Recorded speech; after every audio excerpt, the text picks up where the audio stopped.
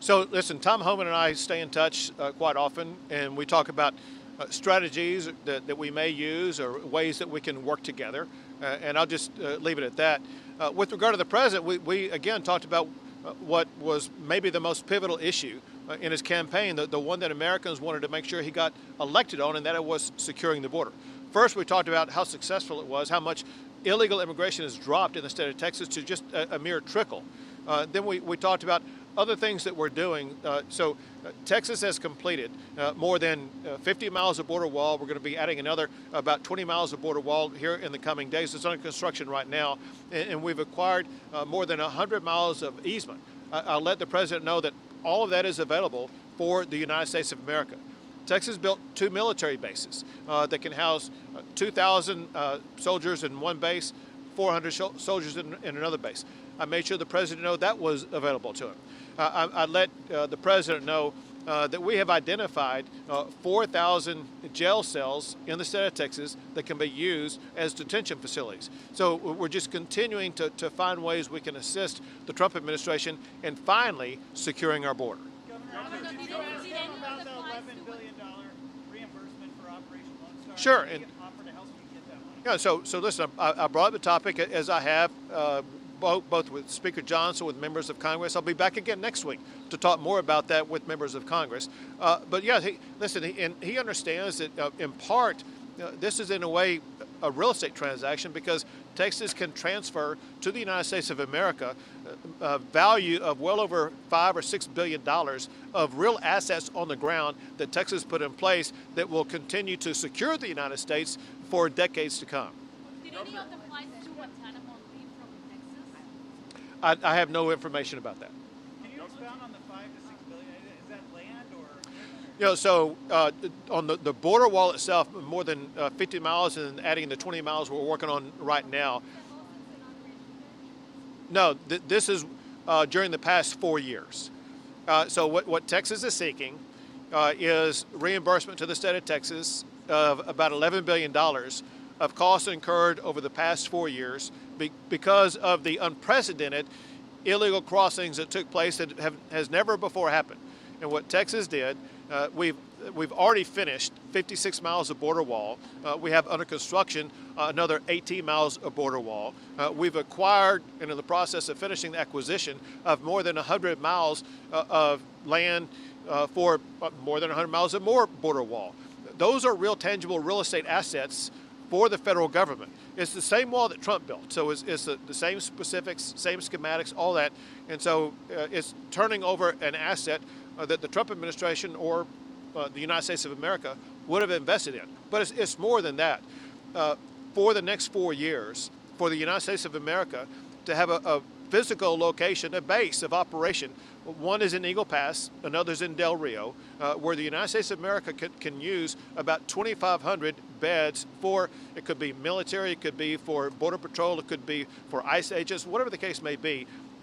That is there for them to be able to use.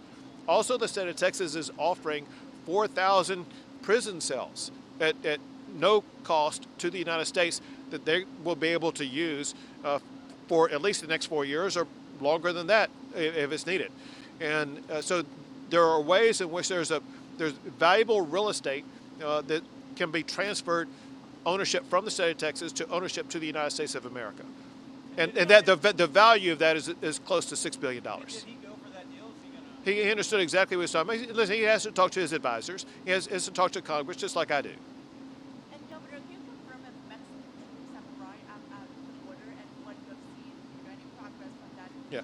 I personally have not seen them. I know that the announcement has been made about the Mexican troops going to the border.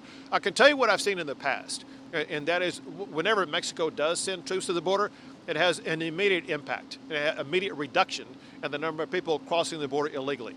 And I just have to assume that this will replicate this, and this could even be larger because in the past I've seen 1,000 or 2,000, not 10,000.